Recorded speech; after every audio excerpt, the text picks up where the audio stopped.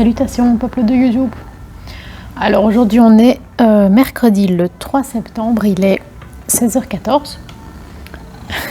Il y a Capou qui vient dire bonjour. Et si vous bougez, c'est parce que Capou se frotte sur le GSM. Petit cœur. Non. Non, non, non, non, non, non, non. Je viens d'aller voir mon médecin aujourd'hui. Normalement, il était prévu que je reprenne lundi, donc lundi 8. Mon certificat était prolongé encore une fois de plus. Donc pour le moment, ma reprise est prévue au lundi 13 octobre.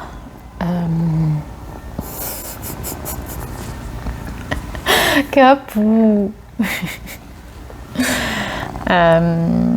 Donc voilà, je sens qu'il y a une amélioration, mais oui, c'est quoi cette... Non, pas les griffes mon cœur, pas les griffes.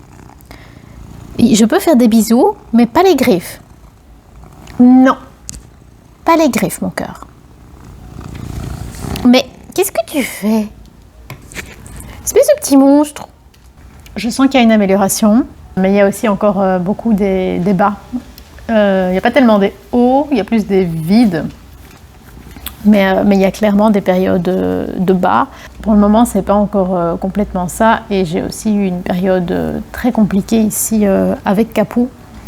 Parce que si ça vous intéresse pas, je mettrai le code, le time code, le minutage auquel je commence la présentation des cartes. Comme ça, vous pouvez passer le blabla.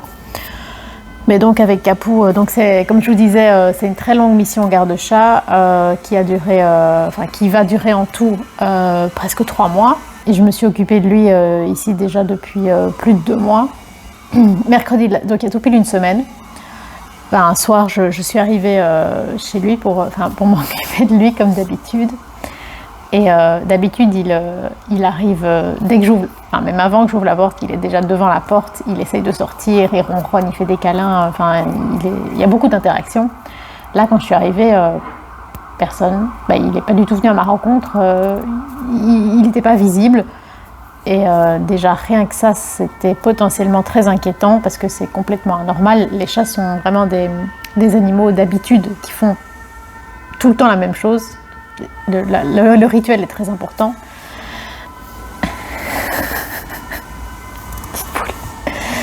Donc observer un changement important chez un chat, c'est potentiellement intéressant comme signal d'alerte. Donc déjà là, il n'est pas venu à ma rencontre, c'était assez étonnant. Et en fait, en regardant autour de moi, sans compter, j'avais déjà 6 vomis autour de moi en entrant dans l'appartement. Il faut savoir que c'est un petit chat qui a toujours eu un estomac très fragile. Je trouvais très très fréquemment des petits vomis. Mais juste voilà, un petit vomi. Bon, déjà moi perso, je me serais inquiétée plus vite. Mais les propriétaires me disaient non, mais c'est comme ça depuis toujours, depuis qu'il est petit. Les vétérinaires ont toujours dit que si ça restait comme ça, c'était pas trop inquiétant. Bon, je me suis accommodée de cette information, mais là, j'avais vraiment plusieurs vomis différents, des vomis de nourriture, des vomis liquides, et j'avais au moins 4 vomis complètement transparents avec comme une substance un peu mousseuse. Donc vraiment, en fait, il a vomi de l'eau, mais en très très grande quantité. Et donc quand je l'ai trouvé, il était apathique, dans le sens où il venait pas vers moi, il était prostré. Il n'était pas complètement apathique dans le sens où il n'était pas non réactif.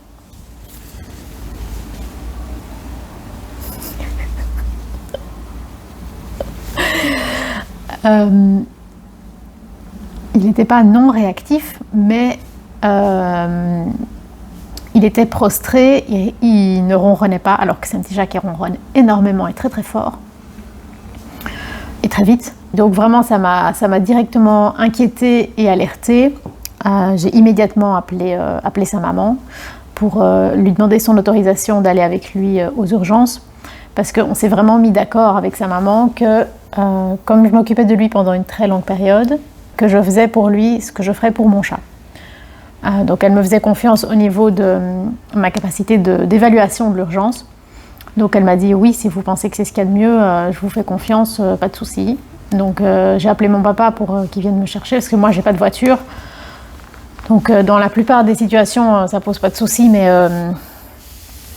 bon, prendre le métro avec un petit chat dans une boîte, je l'ai déjà fait, mais bon, si on peut éviter, il vaut mieux.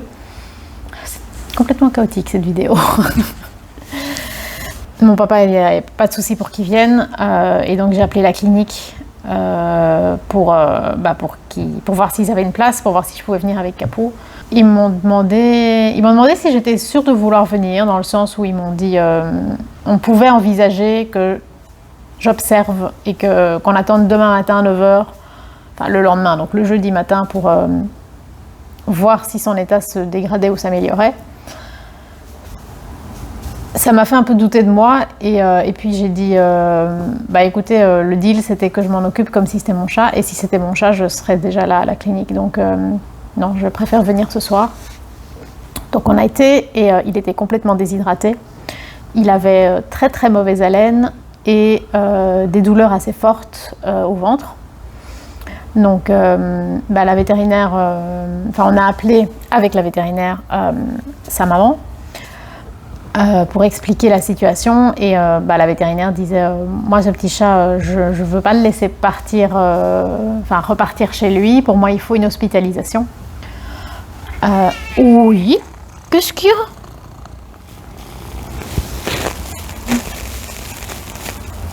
Je raconte ton histoire, mon cœur. Je me suis toujours demandé ce qui se passait avec pourquoi parfois quand j'arrivais, tous les plaids étaient mis n'importe comment dans le fauteuil. Maintenant j'assiste à la scène. Un Capou. C'est mon chat. C'est mon chacha. C'est un chacha tout fou. Tu vas manger? C'est le chaos. C'est pas grave. J'en étais où? Dr Pepper, ma boisson préférée. La vétérinaire conseillait de le garder en observation et de le mettre sous perfusion pour voir comment ça allait évoluer. Aussi, il fallait faire un bilan sanguin, voir s'il fallait faire des échographies, comprendre d'où venaient les douleurs et le réhydrater. Parce que ça peut aller très très vite, surtout un vieux chat, c'est un très vieux chat, il a 15 ans, c'est un chat de race, c'est un British Shorthair. Normalement ces chats vivent, l'espérance de vie est de, je crois que c'est de 7 à 12 ans, et lui il a déjà 15 ans, donc on rigole pas trop avec la santé d'un vieux chat, d'un vieil organisme de manière générale. Il est resté à la clinique, en tout il est resté 4 jours parce que j'ai pu le récupérer samedi après-midi. Donc de mercredi soir à samedi après-midi.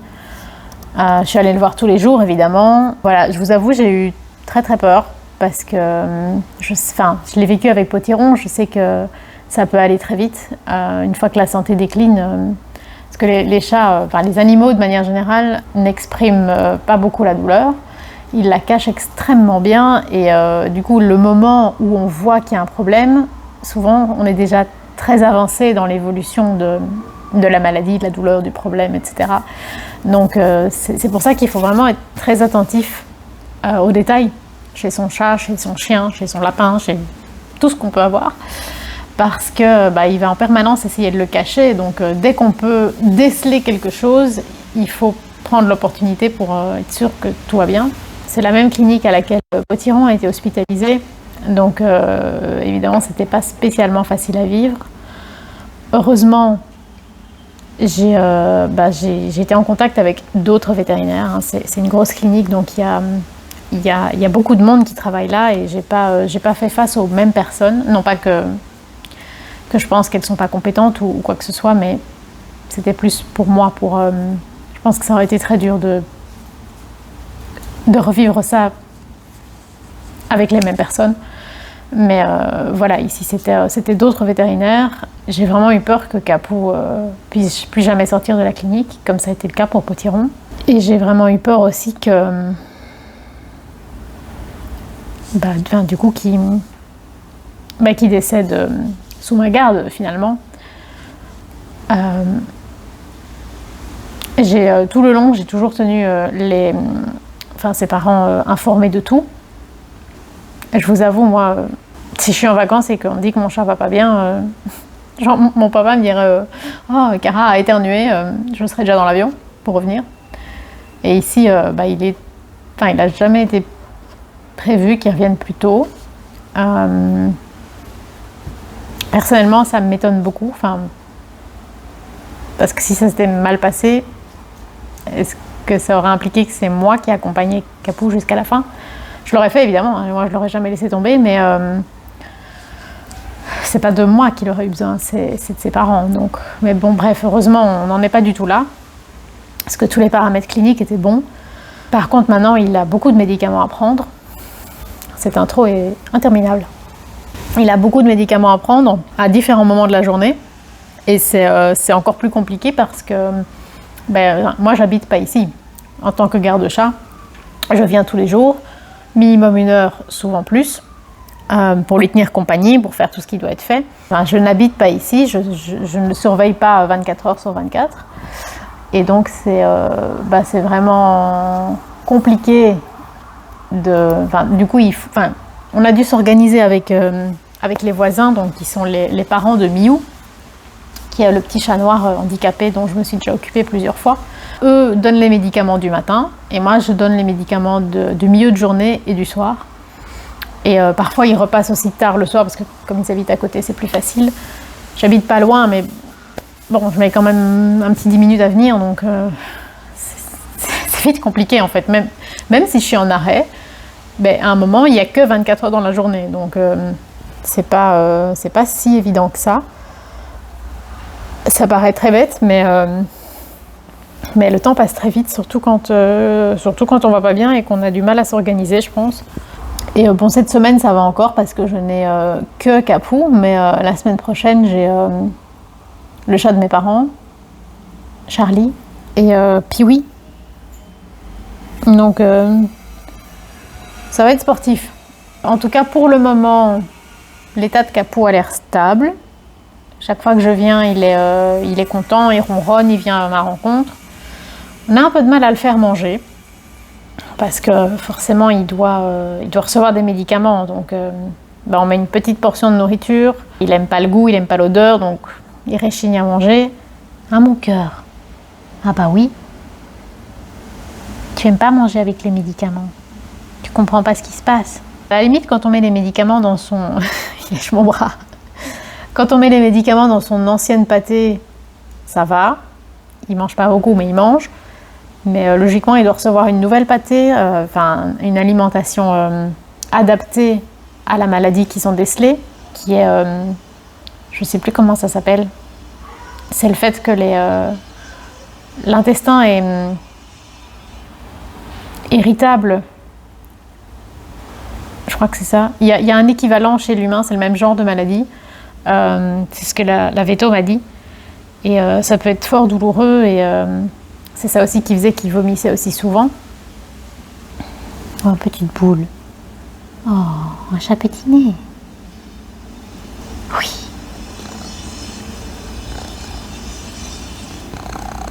Petit amour. Il commence à ronronner. Là, voilà, il est quand même, il est plus dynamique. Bon, ça reste un vieux chat, hein, mais il est dynamique, il se balade, il vient à ma rencontre.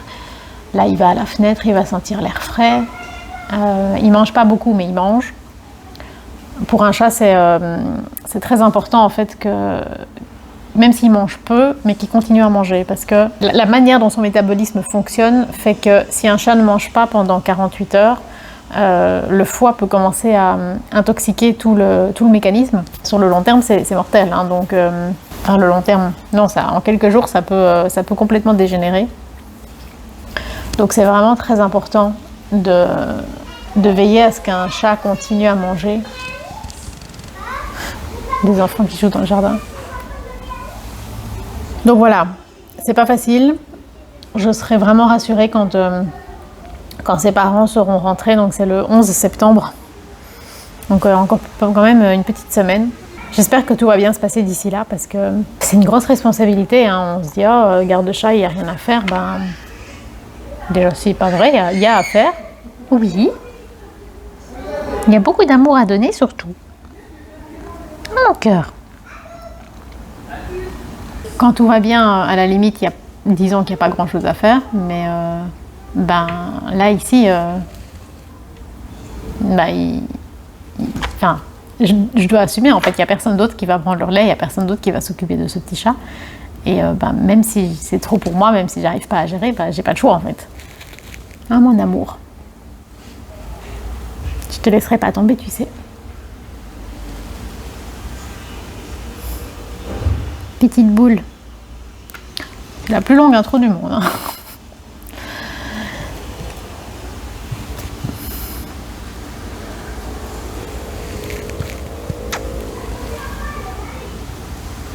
C'est un grand chat.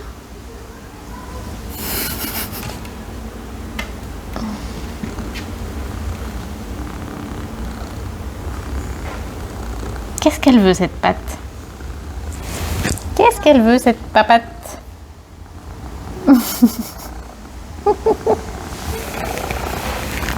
Non, Capou, stop. Tu me fais mal quand tu fais... Pourquoi tu fais ça? Tu faisais pas ça avant. Il a pris des mauvaises habitudes avec moi, en fait. C'est bien un chat adorable, je le garde de moi, ça devient un monstre. C'est moi le problème, en fait. Petit cœur. Bah oui, mais si tu mords, ils vont pas être contents, tes parents, en revenant. Tu vas leur dire que c'est moi qui t'ai appris ça. Tu perds. Une papate. Une papate. Petit cœur. Bon, 20 minutes d'intro. Ça va le faire, hein. Je sais pas si j'aurai le temps de faire tout aujourd'hui parce que il est déjà 4h30 et à 5h je vais retrouver mon mari, donc j'avance et je verrai ce que j'arrive à faire. Donc, j'ai pris avec moi le Bird King Tarot. Donc c'est un jeu que j'ai acheté au Salon des Arcanes, que j'avais eu envie de prendre dès que je l'ai vu. Donc c'est un site sur lequel je vais assez régulièrement. Je trouvais que le jeu avait l'air super chouette. Et je ne l'avais pas pris immédiatement parce que à ce moment-là, il y avait d'autres jeux dont j'avais envie. Quand même des jeux assez coûteux hein, au Salon des Arcanes. Rajouter un jeu dans son panier, ça représente quand même un petit budget. Donc on ne peut pas tout acheter non plus. Donc je ne l'avais pas pris à ce moment-là. J'avais un peu attendu et puis il était en rupture de stock. Je m'étais abonnée pour être informée quand il revient en stock. Et là, dès qu'il est revenu en stock, je l'ai acheté directement. Je pense qu'il est toujours dispo. Peut-être qu'il y a des moments où il est plus dispo, mais après il est réapprovisionné. Si je dis pas de bêtises, de toute façon je vous mettrai le lien en description. Donc c'est un tarot qui a été créé par un artiste qui s'appelle Gvost et Lida Pavlova aux éditions Modern Magic Press. Il n'y a pas de livret avec le jeu. Vous avez deux QR codes à l'arrière de la boîte, bien que ce soit un original. Donc QR code n'est pas égal à copie, c'est un peu plus compliqué que ça. Un QR code pour le livret en PDF et un QR code pour des informations sur les créateurs. Donc c'est un tarot, c'est mentionné ici à l'arrière, qui a utilisé l'intelligence artificielle, le digital graphics, donc le graphisme sur PC numérique, et analog photography, donc je suppose... Pourquoi analogue? Dont les inspirations utilisent à la base des photos. Ah, analogue, c'est peut-être pour analogique. Donc faites sur, non pas en numérique, mais sur pellicule peut-être. Donc l'intention de ce tarot, je vous fais une traduction grossière de ce qui est écrit à l'arrière. Donc c'est une ambiance à la fois post-apocalyptique, mais dans la forêt. Une ambiance hantée, à la fois hantée et réconfortante. Il est inspiré du folklore des pays de l'Est, donc slave. Il a été créé pour communiquer avec les esprits, mais on peut l'utiliser comme n'importe quel autre tarot pour des tirages de toutes sortes. Clairement, l'intention se ressent dans les cartes. Je trouve que c'est une bonne manière de résumer l'ambiance de ce tarot. C'est vraiment ce qu'on ressent quand on l'utilise. Donc, mignon, on a des petites papates d'oiseaux. C'est une boîte Tu t'installes, Capot? C'est une boîte en carton tout à fait rigide, avec un fini mat doux, style... il y a soit pétale de rose, soit peau de pêche. Moi, je dirais plutôt pétale de rose, mais je ne suis pas une experte de la différence entre les deux, mais mon feeling, c'est plutôt pétale de rose. Donc, c'est une boîte qui s'ouvre avec des petits aimants. Est-ce que j'arriverai à vous montrer? Oui, voilà, là, vous avez 2 petits aimants. Donc, ils s'ouvrent comme ceci. Hop, donc ça dit « When the birds sing, do you actually listen ?» Donc, quand les oiseaux chantent, est-ce que tu écoutes réellement? Et alors, au fond, on a une petite plume noire. À la base, les oiseaux, c'est pas spécialement un domaine qui m'intéressait. C'est-à-dire que moi, j'ai étudié la biologie, mais je peux pas vous dire que j'ai choisi d'étudier la biologie parce que j'aimais les oiseaux. C'est vraiment quelque chose qui est venu au fil du temps, qui est venu avec mon travail au centre de soins pour la faune sauvage. C'est vraiment des organismes que j'ai appris à connaître, que j'ai appris à apprécier. Et bon, aujourd'hui, j'ai eu un petit faisan, j'ai mon pigeon Palo. Après, quand j'étais plus jeune, j'ai eu des petits oiseaux, hein. J'ai eu un canari, j'ai eu des petits mandarins. On avait beaucoup d'animaux chez mes parents. Il y a eu un faisan aussi qui était venu dans le jardin de mes parents, mais malheureusement, il est décédé très très rapidement. Donc, de base, je ne m'intéressais pas plus que ça aux oiseaux. Je ne suis pas du tout ni une spécialiste, ni une acharnée de longue date. Je n'ai pas choisi d'étudier la biologie parce que je m'intéressais aux oiseaux. J'ai choisi d'étudier la biologie surtout parce que je m'intéressais aux champignons. Donc, moi, j'ai fait la... Donc, cette vidéo parle dans tous les sens, comme d'habitude. Quand on étudie la biologie, en tout cas en Belgique et en tout cas à l'époque où moi j'ai étudié, donc je suis entrée à l'UNIF en 2003. Donc les 2 premières années, c'est un cursus général pour tous les biologistes. Et puis c'est pour la 3e et la 4e année qu'on doit choisir une orientation. Et on choisit entre biologie animale, biologie végétale et biologie moléculaire. Donc moi j'ai choisi biologie végétale. Moléculaire, c'est très intéressant, mais c'est un peu trop... C'est pas assez proche du vivant et du concret pour moi. J'aimais avoir quelque chose de plus premier degré en fait. Pas être tout le temps en laboratoire avec des éprouvettes, mais aussi être connecté à quelque chose de plus grand, tout simplement. Au sens propre comme au sens figuré. J'ai un peu hésité entre biologie végétale et biologie animale.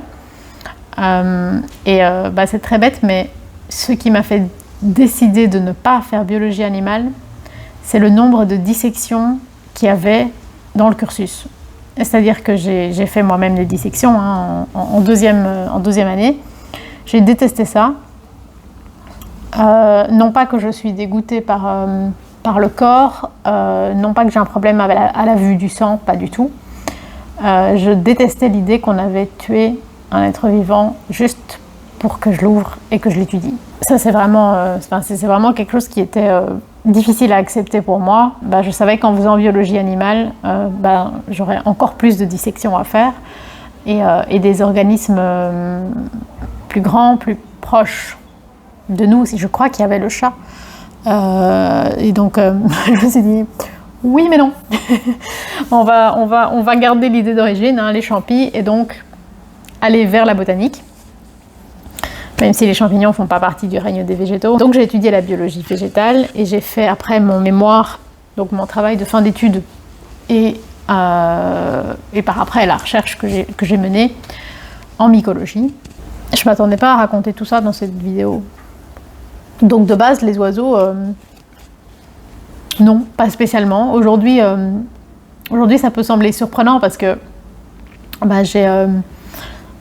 ça fait presque 10 ans maintenant que je travaille au centre de soins pour la faune sauvage. Et en fait, le centre de soins dépend de la Ligue de protection des oiseaux. Donc à la base, c'est majoritairement pour les oiseaux. Peut-être aussi parce que y a plus d'oiseaux que de mammifères sauvages à Bruxelles, même s'il y en a.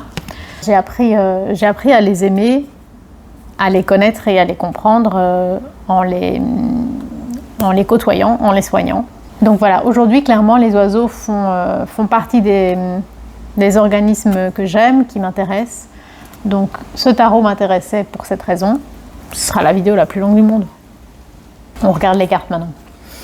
Donc, le dos est comme ceci. Donc c'est assez abstrait, hein, ça représente rien de précis.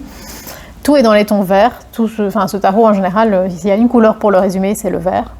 Je sais pas si c'est une aurore boréale ou si c'est une photo floue ou si c'est juste des dégradés de couleurs, j'en sais rien. C'est joli, mais je ne sais pas ce que c'est. On a des tranches métalliques, vert clair.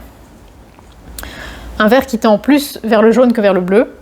Très inhabituel. Ça va très très bien avec les couleurs globales du tarot, mais c'est très inhabituel. Bon, j'ai pas utilisé le jeu comme une dingue, mais je l'ai quand même brassé, tiré quelques fois, fait le shuffle, etc. Et pour le moment, il n'y a pas du tout d'accro dans les tranches. De manière générale, les illustrations sont... Bon, clairement, on est dans la forêt, donc on photographie beaucoup de choses qui sont vertes naturellement. Mais il y a aussi quand même une sorte de filtre un peu vert sur les images en général. Si je vous fais un peu un éventail comme ça, le vert ressort, non pas parce que tout est vert dans le tarot, mais parce qu'il y a un filtre vert, une colorimétrie qui pousse les verts en avant. Quand vous prenez une carte également, donc il n'y a pas de bordure pour les illustrations, mais vous avez un petit cadre ici vert clair dans lequel vous avez le nom de la carte qui est donc en anglais évidemment. Et si on cherche une majeure, oui, vous avez le numéro comme ceci. Et si on cherche une mineure numérale,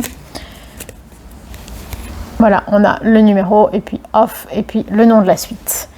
C'est-à-dire que c'est un tarot qui représente l'essence de la carte, mais qui ne va pas représenter visuellement le symbole de la suite. Ce que je veux dire par là, c'est que, je prends l'exemple ici, le 10 de bâton. Vous ne voyez pas 10 bâtons. Il n'y a pas 10 bâtons à compter sur l'image pour se dire « Ah oui, c'est le 10 de bâton ». Non, c'est l'énergie de la carte, ce qu'elle représente, ce qu'elle inspire, que l'on peut comprendre à travers l'illustration, à travers la photo. Mais vous n'allez... Du coup, vous pouvez reconnaître la carte, mais vous n'allez pas pouvoir l'identifier de manière aussi précise qu'avec un Marseille ou un Rider traditionnel ou plus proche du traditionnel.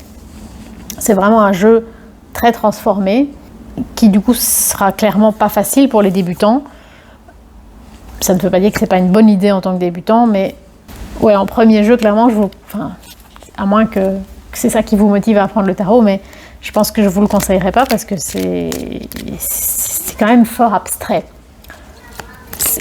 L'énergie est bien représentée, mais c'est aussi parce que je sais ce que je cherche dans une carte.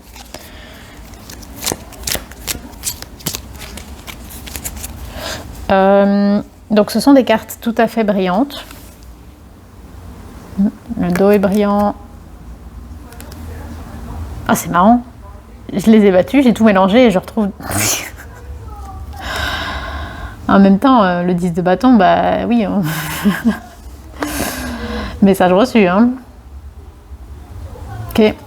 Ça c'est fait. Ça m'arrive souvent ces derniers temps. J'ai eu ça, un tirage il n'y a pas longtemps, avec un autre jeu, hein, mais j'ai beaucoup battu les cartes. Plusieurs fois, j'ai des cartes qui sont tombées. C'était tout le temps les mêmes. Et c'était la roue de fortune et des reines. À chaque fois, des reines. Donc finalement, en fait, j'ai même pas tiré les cartes. Je fais ça jamais. Hein. Normalement, je prends en considération les cartes qui sautent si elles reviennent plusieurs fois. Mais normalement, après avoir fait tout mon rituel de brassage, de shuffle, etc., c'est à ce moment-là que je me dis, ok, si maintenant une carte saute, je la prends. Mais là, elles ont tellement sauté et c'était tellement tout le temps les mêmes que je me suis dit, bon, je vais écouter ce qu'il a à me dire. Et c'était incroyable. Ce tirage c'était pas prédictif. Enfin, c'est-à-dire c'était un tirage de guidance, mais qui annonçait ce qui allait arriver le jour même. C'était incroyable. Bref, vous vous en foutez complètement, c'est pas pour ça que vous êtes là. Cette vidéo est ingérable. C'est moi qui suis ingérable.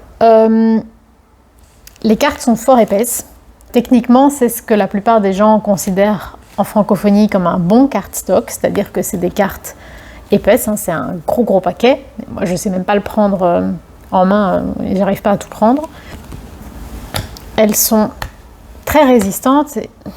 Par contre, voilà, quand je les maltraite, elles plient. Elles reprennent leur forme quand on les redirige un peu. Donc, je pense que niveau qualité, il n'y a pas de souci. C'est pas que ce sont de mauvaises cartes. On voit pas du tout à travers. C'est juste que moi, perso, moi j'aime bien les cartes qui sont plus souples, plus petites. Je trouve ça beaucoup plus agréable à manier. Je trouve ça plus facile pour faire le shuffle. Voilà, si j'avais dû choisir à quoi ressemblait mon jeu, j'aurais jamais choisi un si gros cardstock. J'aurais jamais choisi des cartes aussi épaisses. Mais je pense que niveau qualité, il va plaire à beaucoup de gens. 38 minutes.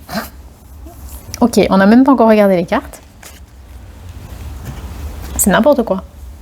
Même Capou s'est endormi. Vous n'êtes pas endormi, vous? Ben, vous êtes fort, hein. Ça va devenir un concept ici. Anyway. Regardons les cartes. 10 de bâton. On m'appelle en plus 48. Ok. 10 de bâton. Donc on a un arbre fruitier, je crois que c'est des pêches. Des pêches ou des pommes? Ça ressemble plus à des pommes, mais ça me donne l'impression qu'elles sont toutes dufteuses. Des poches ou des pèmes. Donc pourquoi 10 de bâton? Parce que voilà, l'arbre a fait plein de beaux fruits, mais à un moment, ça devient beaucoup trop lourd à porter. Le 2 d'épée. Alors on a une petite corneille. On est entre la forêt et la ville, puisqu'il y a quand même un bâtiment qui a l'air vachement en ruine. Ça me fait un peu penser à l'idée d'un espace liminal, donc choisir le lieu l'endroit physique où on passe de la ville à la campagne. Dans l'idée, on ne peut pas être aux deux endroits en même temps, quelque part il faut choisir à un moment. Le hiérophante. Alors ici on n'est pas dans la forêt, même si on a un arbre en arrière-plan. C'est une carte extrêmement mystérieuse. Il y a très peu de représentations humaines. C'en est une évidemment. Alors, par rapport au fait que ce soit le hiérophante, je vous dis ça, j'ai pas lu, j'ai lu que quelques cartes dans le PDF. Lors de mes tirages, je lis pas toujours le PDF, mais quand je m'en suis servi, je m'en suis déjà servi quelques fois. C'est pas un PDF qui rentre très fort dans les détails de pourquoi ça a été choisi, etc. Donc moi je me base plus sur mon ressenti. Alors moi, cette image, ce qu'elle m'évoque, c'est peut-être pas du tout ça, mais ce que ça m'évoque, c'est l'idée d'un gars qui va chez le notaire pour léguer un terrain à une association. Pour qu'après sa mort, l'endroit soit protégé, que ça devienne une réserve, plutôt que d'être racheté, qu'on fasse des bâtiments d'habitation dessus, etc. C'est vraiment la notion de se battre pour ce qui représente quelque chose pour nous, pour quelque chose de plus grand que nous. Je vous ai emmené loin, hein. Vous ne vous attendiez pas à ça. C'est vraiment mon feeling, hein. Je ne dis pas que c'est ça que ça représente, je vous dis que c'est ce que je vois moi. Donc le soleil, on est au-dessus d'un lac et le soleil fait un lens flare sur l'appareil photo, donc on est aveuglé par sa puissance. Relativement littéral, hein, comme soleil. La lune, donc on a j'imagine un lièvre. Après, je ne suis pas super experte pour savoir faire la différence entre un lapin de Garenne et un lièvre. Dans un rond de champignons, un rond de sorcière.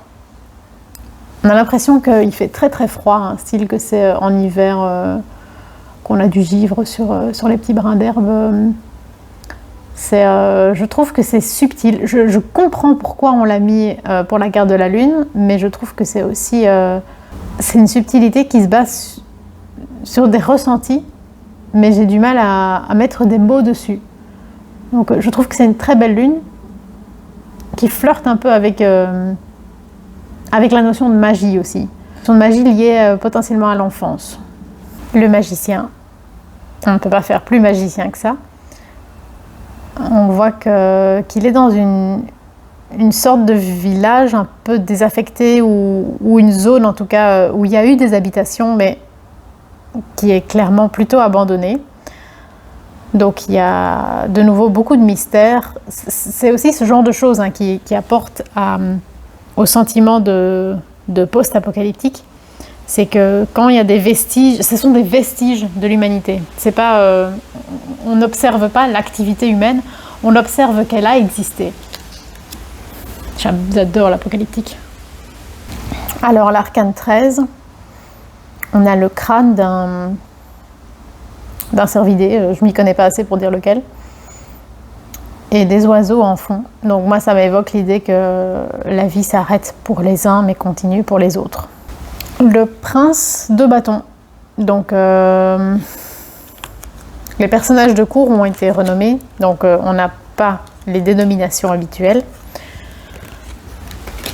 On a des princes, on a des rois, on a des reines et on a, wait for it, des chevaliers. C'est intéressant, en fait, je m'en étais pas tellement rendu compte, ou alors j'ai oublié. Donc on a prince et on a chevalier. Donc logiquement, on pourrait se dire, ah bah le chevalier reste à sa place de chevalier et ça implique que le prince est à la place du valet. Mais logiquement, il y a une sorte de hiérarchie dans le tarot, c'est-à-dire que normalement c'est valet, chevalier, reine, roi, donc c'est du moins puissant au plus puissant. Mais logiquement, un prince a plus de droits qu'un chevalier.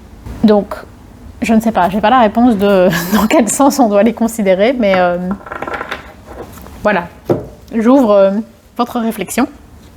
C'est sûrement dit dans le PDF, mais là je l'ai pas devant moi. Donc, on va dire que c'est le valet de bâton, avec un petit oiseau bleu.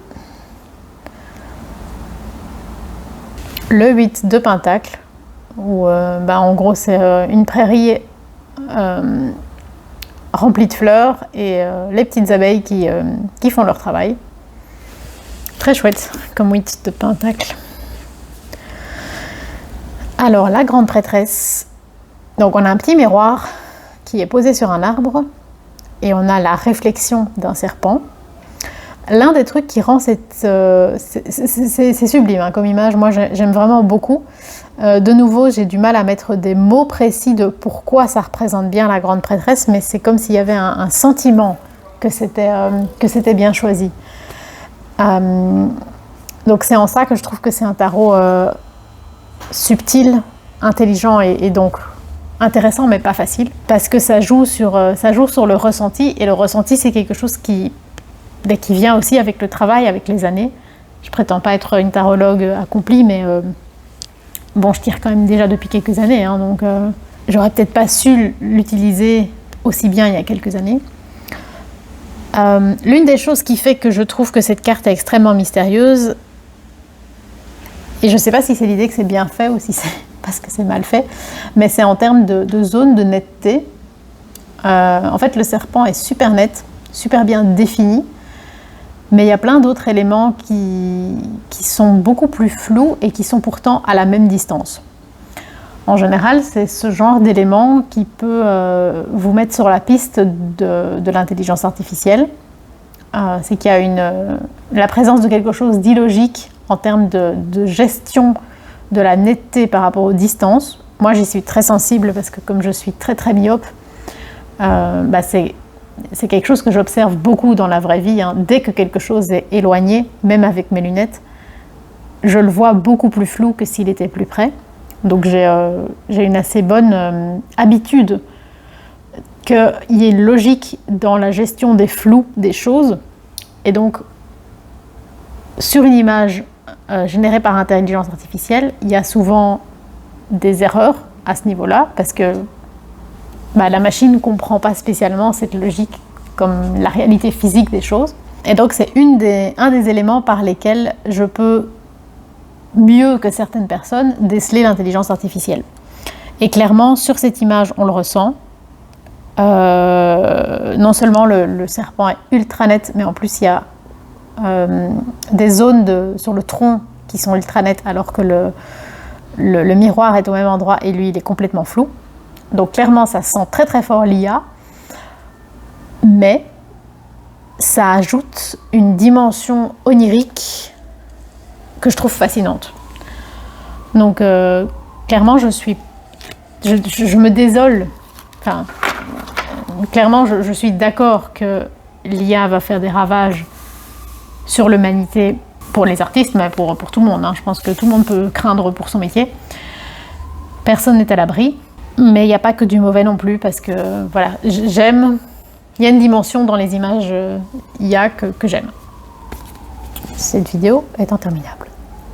Le prince de coupe, avec un petit bébé hibou, je crois, qui demande à manger. Je trouve ça adorable. Je me suis pas souvent occupée des rapaces nocturnes, mais quelquefois quand même, j'ai déjà dû gaver des bébés hiboux et c'est très impressionnant. Alors, le roi de Pentacle, je vois pas ce que c'est comme bête, ça ressemble un peu à un étourneau. J'ai l'impression que c'est un peu une chimère de différents oiseaux, parce que entre le plumage, la taille et la forme du bec, ou alors je vois juste parce que c'est possible aussi. De nouveau une ambiance très très mystérieuse, onirique, et il a cette petite couronne avec...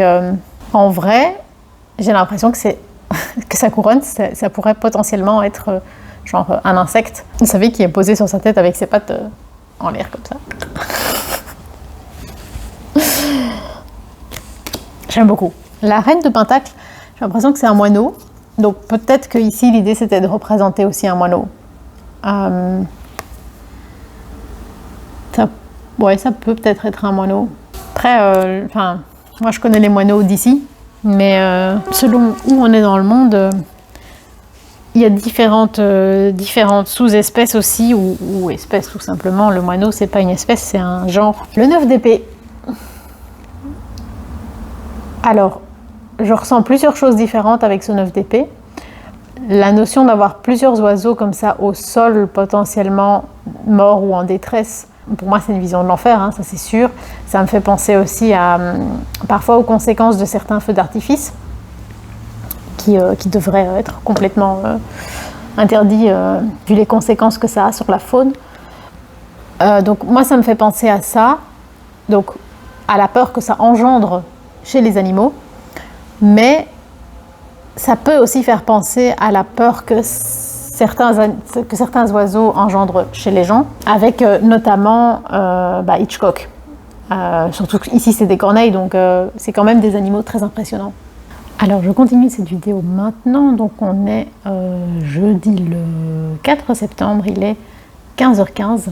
Ce sera clairement en plusieurs fois, j'aurai pas le temps de tout faire maintenant, mais voilà, comme ça on avance.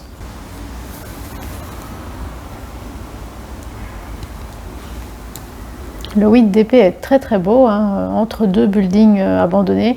Je trouve que là on ressent très très fort l'influence de l'Europe de l'Est, voire même de la Russie. Je suis pas sûre de faire vraiment bien le lien avec le 8 d'épée, peut-être le fait de rester enfermé dans une ville morte plutôt que d'aller vers la campagne, la forêt, etc. Peut-être, je sais pas. Dans les épées, je pense qu'à chaque fois on a des corneilles. Je vais essayer de garder un peu les différentes suites sur le côté pour essayer de voir si on a vraiment des récurrences ou pas. Ah, mon thé est à bonne température. Je vais le chercher. Alors on a Capot qui s'est installé. Ah, tu veux plus de bisous. D'accord. Pas de souci, mon cœur. Alors la tour, ça c'est une représentation qui a déjà été vue dans d'autres tarots qui parlent de la forêt, qui montrent des paysages.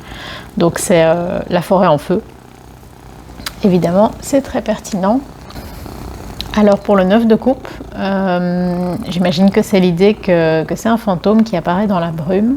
Après on peut toujours l'interpréter comme genre le fait de croire de voir un fantôme parce que un effet qui peut être expliqué naturellement, mais moi j'aime bien rester sur l'idée qu'il y a vraiment un fantôme dans cette illustration. Et moi les fantômes c'est un sujet que j'adore. La justice, je suppose que c'est une référence à la chasse et donc plutôt une prise de position de dénoncer les pratiques de chasse, hein, avec cet ennemi qu'on ne voit pas, dont on ne voit que les yeux, et ce cervidé qui n'a rien fait finalement. En tout cas, c'est ça que ça m'évoque, puisque moi, forcément, je suis contre la chasse. Hein, ça, ai-je besoin de le préciser? Le chariot. Un peu difficile à vous montrer avec les reflets. Je trouve que sur cette illustration-ci, on ressent quand même assez fort l'intelligence artificielle, très dans la brume. En même temps, c'est difficile de représenter le chariot de manière justifiée dans un décor naturel sans bidouiller, évidemment. Enfin, en tout cas, d'après les choix qu'ils ont faits. Le diable, elle est magnifique cette carte, parce que clairement, pour moi, l'idée du diable dans le contexte de ce tarot, c'est l'être humain. C'est lui qui est égoïste, c'est lui qui exploite la forêt, c'est lui qui la détruit, c'est lui qui est à craindre. Mais en même temps, est-ce que c'est vraiment un être humain qui se tient devant un arbre, ou est-ce que c'est un arbre qui a la forme de l'être humain et donc qui le rappelle, mais sans que ce soit réellement lui? Je ne sais pas, je trouve ça très beau. Et de nouveau, on a, je ne sais pas si c'est fait exprès, moi j'y pense parce que les cartes s'enchaînent, mais ces petits yeux ronds, du coup, moi ça me justifie encore plus l'idée que c'est d'êtres humains que ces petits yeux-là, c'était des êtres humains, et qu'on parle de la chasse. Moi, ça m'appuie encore plus mon hypothèse. Tempérance. Je ne suis pas sûre que ce soit une bonne idée de manger ce champignon. L'étoile, très poétique avec cette petite chimère mi-lapin, mi-cervidé. Remis lapin derrière, non ça marche pas cette fois-ci. Le roi d'épée, avec un grand corbeau, je crois que c'est un grand corbeau noir plus qu'une corneille, en tout cas c'est le feeling que j'ai. C'est un peu dans les couleurs de la carte, donc je ne sais pas à quel point c'est vraiment voulu, ou si c'est lié à l'utilisation de la colorimétrie.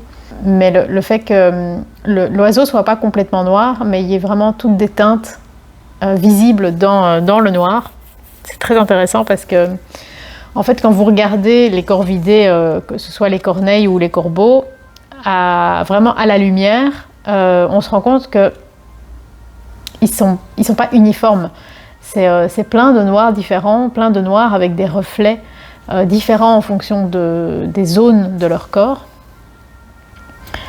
Et donc, pour illustrer le roi, je trouve ça très chouette.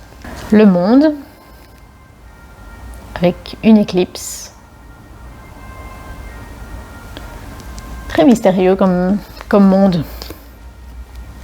Oh. Le prince d'épée. Alors, je ne suis pas spécialiste des corbeaux, je connais beaucoup mieux les corneilles, mais je ne suis vraiment pas sûre de la représentation du juvénile ici, parce que, en tout cas chez les corneilles, quand l'oiseau est juvénile, il a les yeux bleus, et il a une sorte de boursouflure à la commissure du bec, qui est en général dans les tons plutôt roses. Donc un juvénile ne va jamais avoir cette tête-là. Or, j'imagine que c'est quand même l'idée de faire un bébé. Peut-être que c'est le cas pour les corbeaux, mais ça m'étonnerait. Je pense que c'est plutôt une erreur liée à un manque de connaissances. Mais je peux me tromper. Je suis dure, hein. Magnifique, le 10 d'épée. Alors pour moi, ça représente l'idée que la forêt a perdu, qu'elle a été vaincue, que l'homme a conquis tout le territoire qu'elle occupait avant. Et la seule chose qu'il a trouvé à faire pour rappeler qu'ici il y avait avant des animaux et une forêt, c'est de faire une sculpture. Clairement, la forêt a été anéantie par l'humain. Très beau 10 d'épée. Enfin, dur, mais très bien pensé. Le 6 de bâton, je ne suis pas sûre d'arriver à voir exactement ce qu'ils ont voulu faire comme chemin de pensée. Moi, ça me fait penser à la croyance que les corneilles sont passeurs d'âme. Et donc, en se tenant sur la tombe de la personne, elle accompagne son âme dans l'au-delà. Et donc, qu'elle accomplit sa mission.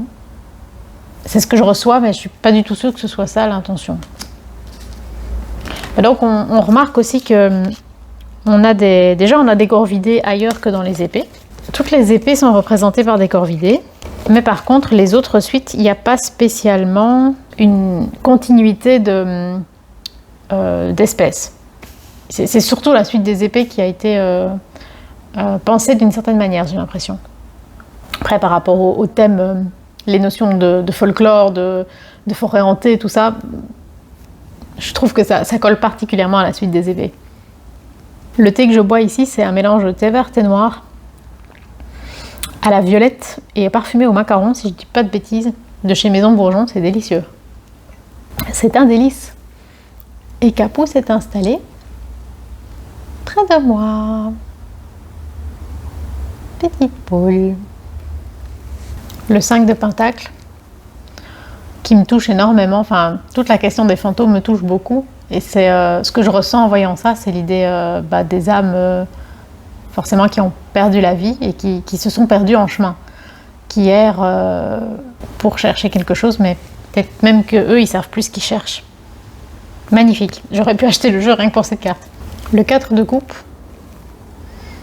donc on a, je ne suis pas spécialiste, mais un crapaud, une grenouille, je vais dire un crapaud parce qu'il a des verrues, mais je ne connais pas du tout la classification des amphibiens. Donc un petit crapaud dans les temps, qui attend bien sagement. Je suis pas sûre de comprendre le lien avec l'ennui. Est-ce que c'est l'idée qu'il attend, il ne fait rien entre guillemets, mais je l'aurais peut-être plus mis pour un cas d'épée, mais bon, s'ils ont choisi de représenter des corneilles pour les épées, évidemment ça marche pas. Mais oui, du coup c'est peut-être l'idée qui s'ennuie entre deux mouches à attraper. Le 3 de coupe avec les petits ours qui jouent. Le 5 de coupe, j'imagine que l'idée c'est que c'est un barrage qui se rompt et potentiellement que toute l'eau va inonder la forêt alentour. J'imagine. Je suis pas sûre, mais c'est ce qui me vient. La force. Je suis pas sûre de la comprendre dans le sens où clairement les ours attrapent des poissons pour les manger. Hein. C'est omnivore, un ours. Est-ce que c'est l'idée là qui ne fait pas de mal aux poissons? J'en sais rien. Le message profond ne me parvient pas. Si vous avez une idée, n'hésitez pas à me dire. Il suffit peut-être que je lise mon livret. Hein. L'as de coupe avec un geyser. Je crois que c'est l'idée que c'est un geyser plus qu'une fontaine, hein, puisqu'il n'y a pas de construction humaine normalement. Le chevalier de Pentacle. On a un petit moineau qui a... J'imagine que c'est l'idée qu'il a attrapé un ver. De manière générale, les moineaux sont granivores à l'état adulte. On peut le voir ne serait-ce qu'à la forme de leur bec. Hein. En général, c'est assez facile de déterminer de quoi se nourrit un oiseau en regardant son bec. C'est la théorie des becs de Darwin. Oh, la lumière est chouette. Très changeante, hein, c'est le soleil, donc je ne maîtrise rien du tout. Mais par contre, quand ils élèvent leurs petits, ils attrapent des insectes ou des arthropodes, puisque les vers de terre, c'est pas des insectes. Des invertébrés plutôt. Donc ils attrapent des invertébrés pour nourrir leurs petits. Donc j'imagine que c'est ça l'idée. Du coup, je l'aurais peut-être plutôt mis soit en roi, soit en reine, puisque c'est l'idée que c'est des adultes qui nourrissent des petits. Après, le chevalier, c'est peut-être l'idée justement de se décarcasser pour sa famille. Je ne sais pas. Il y a eu plusieurs fois donc des pentacles. Ouais, il y a quand même plusieurs fois des moineaux dans les pentacles. Petits moineaux. J'adore les moineaux, j'en ai tout un gang dans mon jardin. Le 6 de coupe, je ne sais pas comment s'appelle cette espèce. Ça doit être des petits oiseaux de régions humides. Très très mignon. Le 5 d'épée, c'est une des rares cartes avec vraiment une représentation humaine. Ouais, peut-être l'idée, rencontrer quelqu'un dans la forêt et il y en a qu'un des deux qui...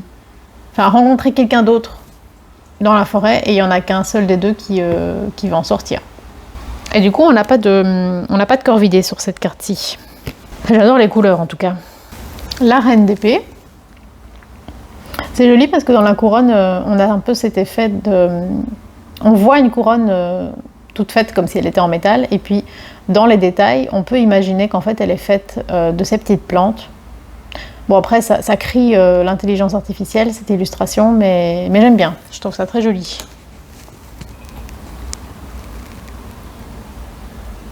très jolis 2 de bâton.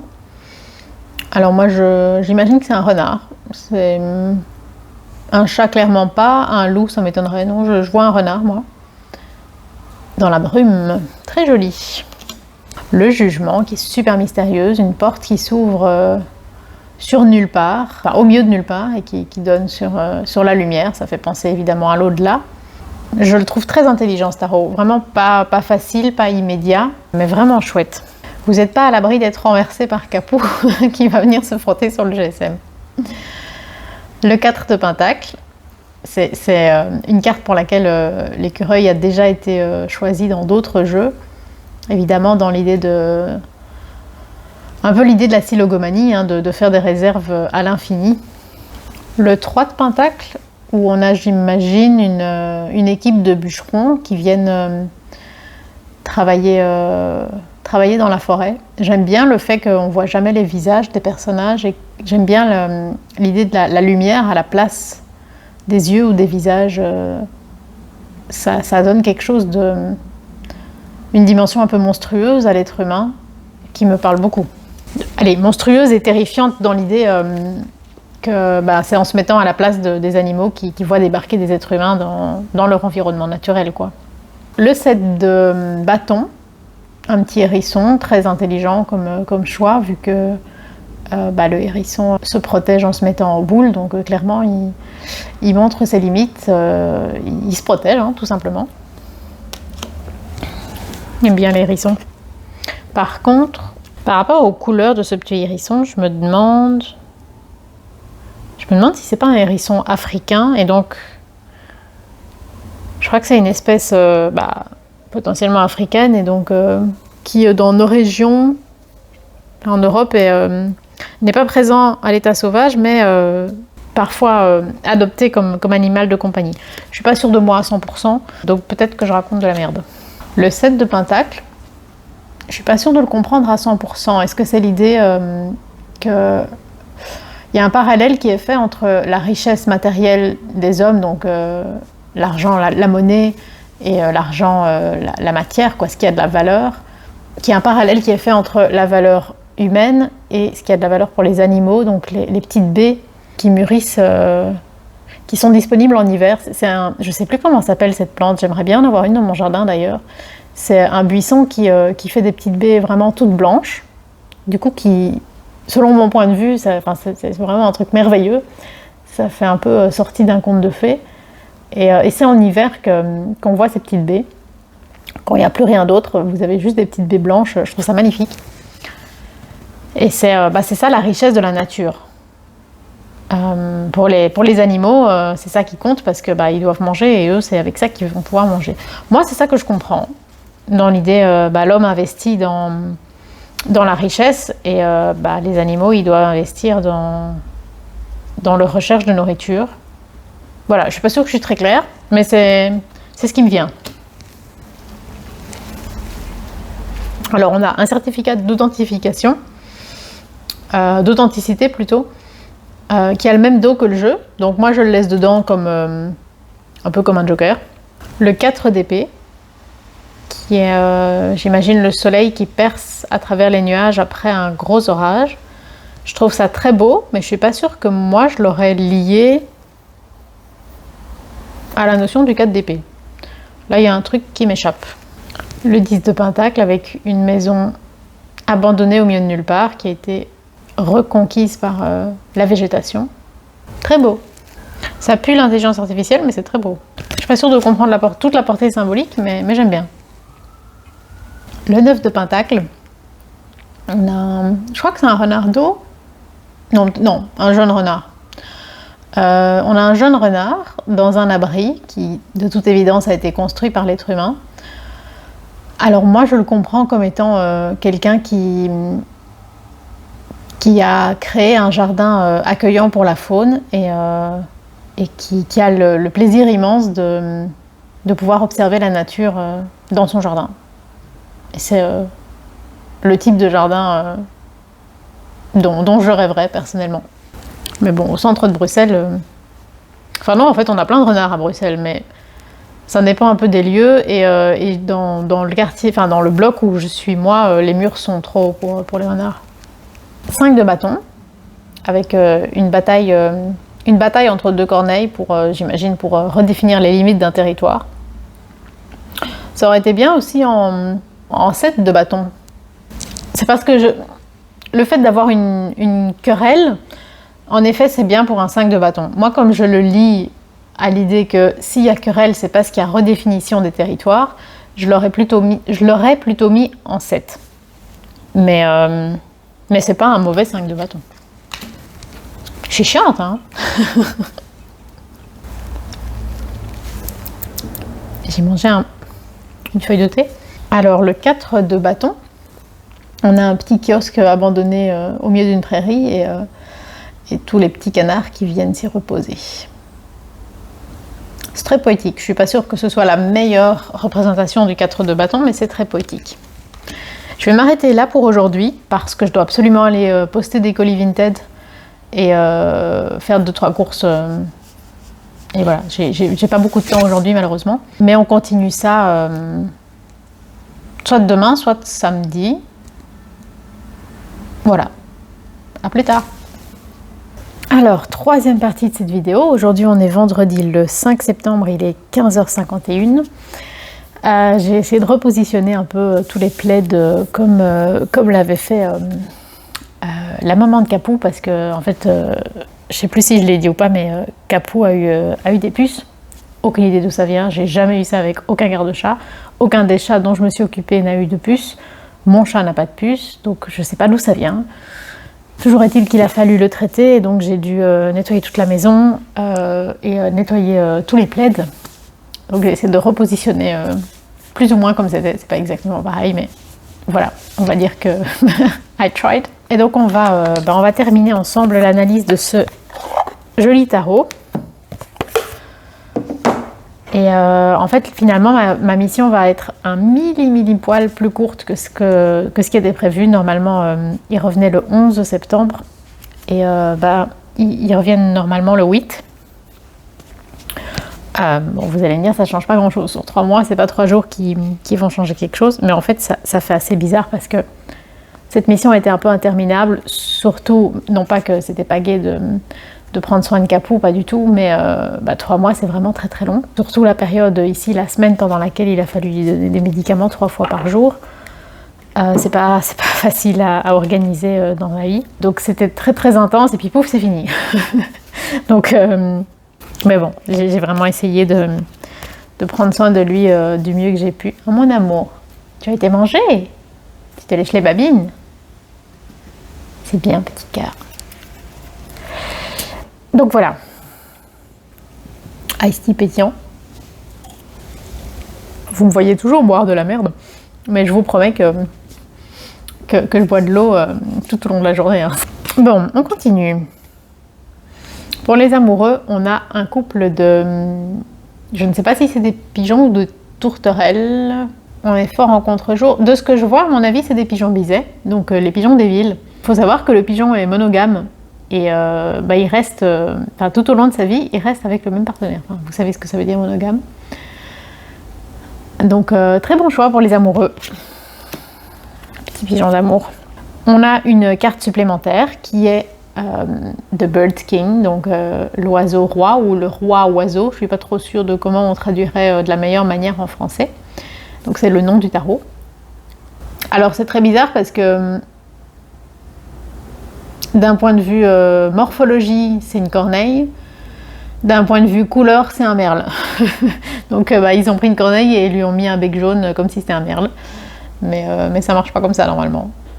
L'as de bâton qui est magnifique. Il y a beaucoup de jeux dans lesquels ce type de carte est utilisé pour la tour, ce que j'aime beaucoup aussi. C'est intéressant en as de bâton. Je suis pas sûre que j'aurais pensé à le mettre pour l'as. Et j'aime bien cette notion, vous avez ce grand poteau électrique, donc vraiment une chose très, très structurée, très organisée, vraiment installée par l'homme, et puis ce coup de tonnerre qui rappelle qu'on peut organiser tout ce qu'on veut, La nature, quelque part, est plus forte et si elle veut tout détruire, elle en a le pouvoir. Le set de coupe est très surprenant. C'est donc le tronc d'un bouleau dans lequel les nœuds dessinent des yeux. C'est très chouette comme image. Je suis pas sûre d'arriver vraiment à faire le lien avec le set de coupe traditionnel. Alors la roue de fortune, c'est la planète. Mais quand on regarde bien, on voit que ici il y a comme un trou, comme je sais pas, un astéroïde qui l'aurait percuté et qui aurait fait s'affaisser tout un morceau de la planète. Je suis pas sûre que d'un point de vue purement physique, c'est possible, et encore que, avec un impact très violent, probablement que si. Donc c'est dans l'idée, j'imagine que, un peu comme l'as de bâton, hein, s'il doit se passer quelque chose, ça se passera et on n'a pas toujours le pouvoir sur tout. Après, j'imagine que c'est la Terre, mais oui, ça aurait pas de sens de faire autre chose. L'as de pentacle, une belle petite pomme tombée à terre qui a été goûtée par des petites bébêtes.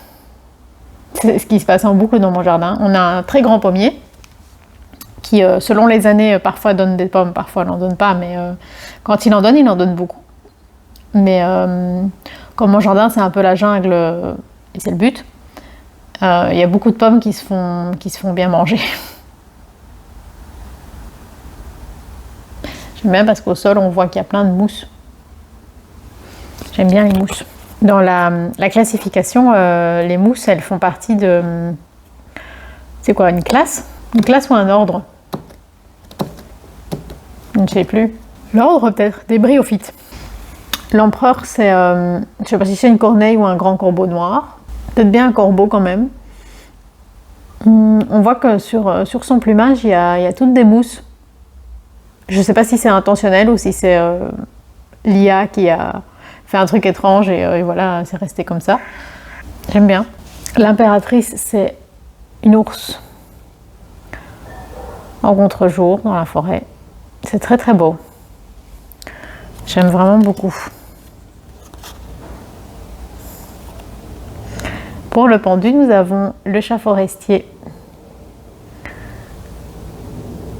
Le chat forestier ressemble vraiment très très fort physiquement au chat domestique.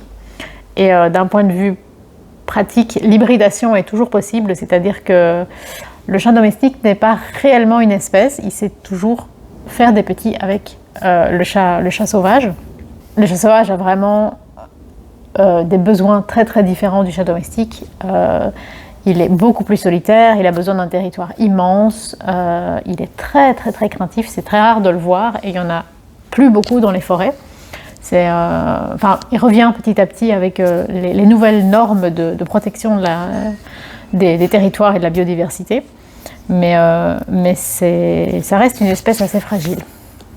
Le prince de Pentacle, je ne suis pas sûre de quel oiseau c'est, je n'ai pas envie de partir dans... C'est un peu les couleurs d'un moineau, mais je ne sais pas trop. Je ne suis pas sûre de moi. Par contre, tout le sous-bois à l'arrière et tout... c'est très beau. Je trouve qu'il y a vraiment une ambiance dans ce jeu. En fait, sur toutes les photos, il y a un peu un effet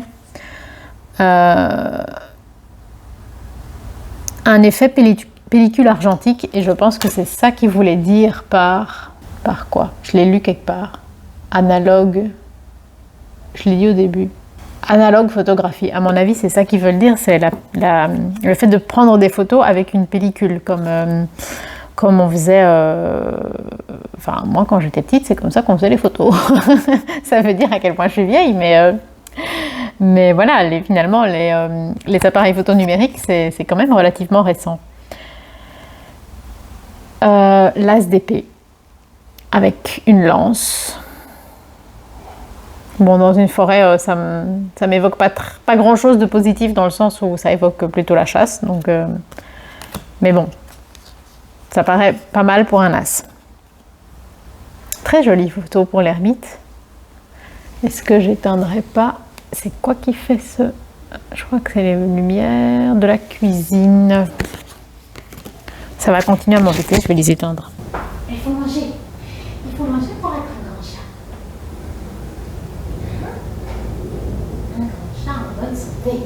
Tu restes près de moi? Oui, c'est mieux. Il y a la fenêtre maintenant. C'est pas grave. Donc l'ermite. Comment faire? Comme ça? Ouais. Donc c'est un hibou dans la pénombre. Enfin, c'est pas encore la nuit, je pense. Hein. On est un peu entre chien et loup. Un hibou qui a trouvé refuge dans le creux d'un arbre mort. J'aime beaucoup. Après, vous voyez, il y a certaines photos qui ont vraiment, de manière globale, cet effet pellicule. Et par exemple, si vous regardez ici, le roi de bâton, sur cet oiseau-ci, la netteté et les couleurs n'évoquent pas du tout, selon moi, je suis pas photographe, mais moi, ça ne m'évoque pas la pellicule argentique. Donc on sent quand même le travail de reconstitution et le mélange de plusieurs arts. Je pense que j'aurais préféré avoir que des photos en pellicule argentique, mais bon, ça aurait été complètement un autre travail. Et on n'aurait évidemment pas eu, du coup, ce genre de petite couronne sur l'oiseau. Après, moi, perso, ça m'aurait pas dérangé, mais voilà, c'est ce que c'est. Donc, le roi de bâton, la reine de bâton. Donc, je pense que c'est la même espèce. C'est sympa que la reine et le roi soient toujours en parallèle. Le 9 de bâton, c'est magnifique. Ça, je trouve ça sublime. Et pourquoi le 9 de bâton? Est-ce que c'est l'idée de quelqu'un qui est tombé au combat, un fantôme du coup, hein, peut-être. J'adore. Rien que pour cette image, j'aurais pu acheter le jeu.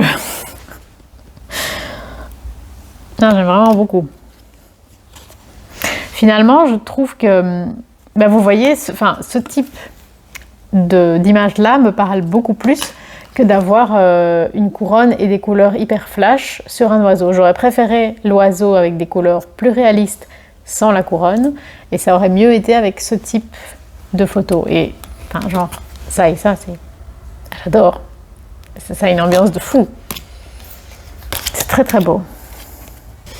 Alors, le 10 de coupe, on a une volée de mouettes. Oui, c'est quoi cette papate? C'est quoi cette papate? Il n'y a plus de puces, mon cœur. En fait, on trouve rarement des puces sur un chat parce qu'elles vont sur lui uniquement le temps de faire leur repas, hein, de le piquer et de boire le sang. Et donc, sur le chat lui-même, en général, on ne trouve pas de puces, sauf s'il y en a vraiment énormément ou qu'on tombe juste au bon moment. Ce qu'on trouve le plus souvent, c'est les crottes des puces, donc sous forme ça ressemble à des petits grains de couleur noire. Un peu comme des gros grains de sable. En fait, oui, les puces se cachent ailleurs, dans la maison, sous les meubles, dans les coussins, j'en sais rien. Mais les puces ne restent pas sur le chat. Donc, ici, je regardais s'il y avait encore des nouvelles crottes qui apparaissaient dans son pelage, mais je ne pense pas. Donc le 10 de coupe, on a une volée, je ne sais pas si on dit volée pour des mouettes, je sais que chaque espèce d'oiseau a normalement un mot spécifique pour le définir. Je regarderai si je trouve. Je me demande s'il n'y a pas plus de mots en anglais qu'en français. Mais en tout cas, j'imagine que c'est l'idée d'être en communauté, d'être ensemble, d'être en famille. Après, les mouettes dans la forêt, non, mais bon, c'est pas grave. Le 8 de coupe, je pense que c'est simplement l'idée que c'est une ruine. Donc l'idée d'une habitation qui a été désertée, à laquelle les habitants ont tourné le dos. C'est très beau. Le 2 de coupe, rencontre entre... Moi, je comprends ça comme étant une veuve fantôme et un cerf, j'imagine. Je suis nulle pour déterminer l'espèce exacte des cervidés, mais j'imagine que c'est l'idée, du coup, ces deux êtres vont cohabiter dans la forêt et ils font connaissance l'un avec l'autre. Le 8 de bâton, avec, je sais pas quoi, c'est pas des martinets, J'ai la couleur des grives, mais je trouve que ça ressemble pas tellement à des grives. Je sais pas, un mix entre des grives et des martinets. Dites-moi si vous savez ce que c'est comme espèce. C'est sympa d'avoir comme ça tout qui est flou dans le mouvement, dans la vitesse. Ça a du sens pour le 8 de bâton. Le 3 de bâton, avec les bébés oiseaux qui demandent à manger. Ça ressemble... Ouais, c'est un peu chaque fois des chimères, hein. C'est difficile de dire quelle espèce c'est. Pour avoir un nid plat comme ça, c'est plutôt des corneilles, mais ça ressemble pas du tout à des corneilles. D'un point de vue couleur, j'ai l'impression qu'ils ont essayé de faire des mésanges, mais ça ressemble pas plus à des mésanges.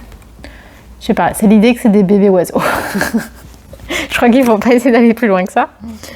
Alors le 7 d'épée, on a je suppose que c'est un canard, enfin un oiseau d'eau en tout cas, avec un couteau ici si je vois bien. Je pense que c'est l'idée que certains oiseaux d'eau, comme par exemple les oies, peuvent être assez terrifiants parce que très grands, parfois très agressifs, souvent à raison, hein, c'est parce que c'est les humains qui les embêtent, qui leur font peur et donc ils se défendent. Est-ce que c'est l'idée des canards qu'on engraisse pour leur prendre leur foie?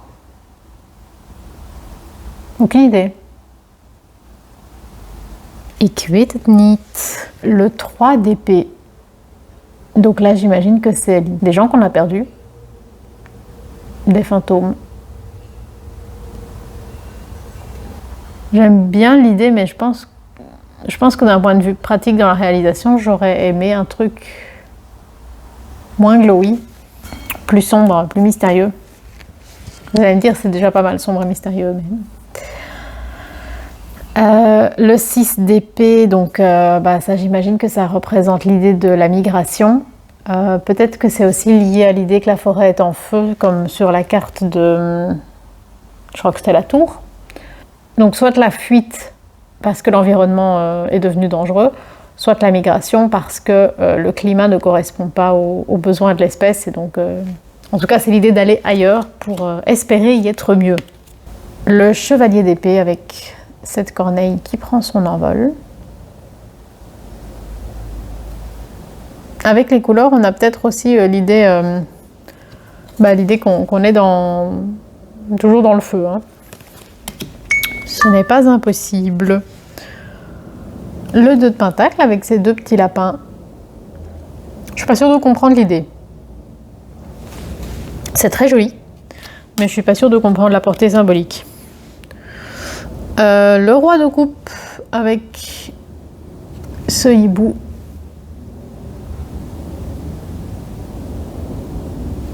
Le chevalier de bâton avec un rapace diurne. Je suis nulle en rapace, j'y connais rien, une buse ou un truc du style. Ça a tout à fait son sens pour un chevalier. Ouais, je pense que c'est un bon choix. Il cherche ses proies et puis il fonce dessus. La reine de coupe. Un grand hibou qui prend son envol.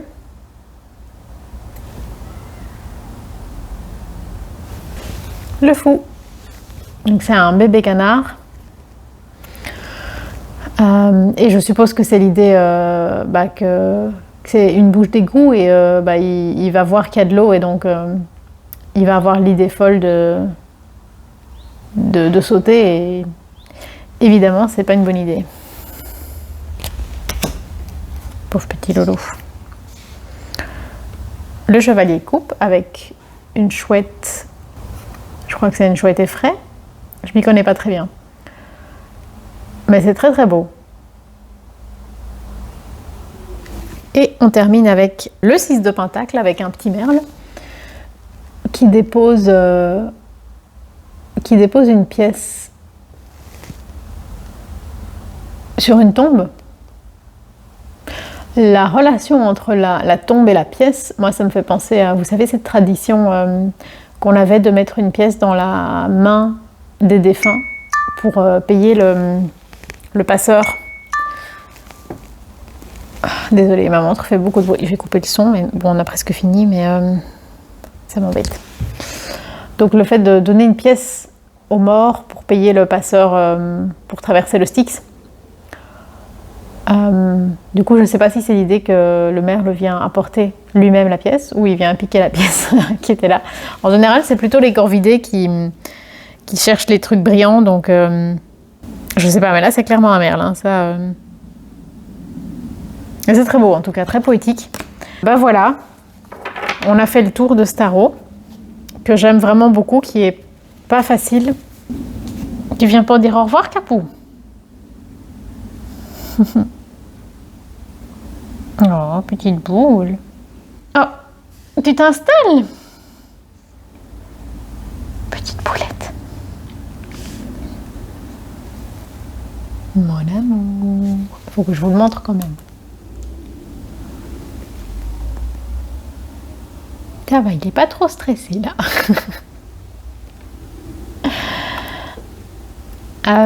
N'hésitez pas à me dire si cette vidéo vous a aidé à vous décider, à savoir si vous aviez envie de ce tarot ou non. Alors, en tout cas, je ne regrette pas du tout de l'avoir acheté, même s'il n'est pas facile d'utilisation. Clairement, je ne le conseille pas en tout premier tarot. C'est plutôt un tarot vraiment, je pense, introspectif pour aller un peu plus loin, pour découvrir peut-être une dimension vraiment plus intérieure, plus sombre aussi du tarot. Réfléchir vraiment un tarot pour faire des tirages un peu posés, un peu personnels, pas vite fait pour faire du prédictif un peu rigolo, quoi. Ça, c'est clair que, enfin, vous pouvez essayer, hein, mais c'est pas trop l'ambiance qui dégage. En tout cas, c'est l'impression que j'en ai. Ben voilà. Sur ce, eh bien, prenez soin de vous et on se retrouve dans une autre vidéo et je vous souhaite longue vie et prospérité.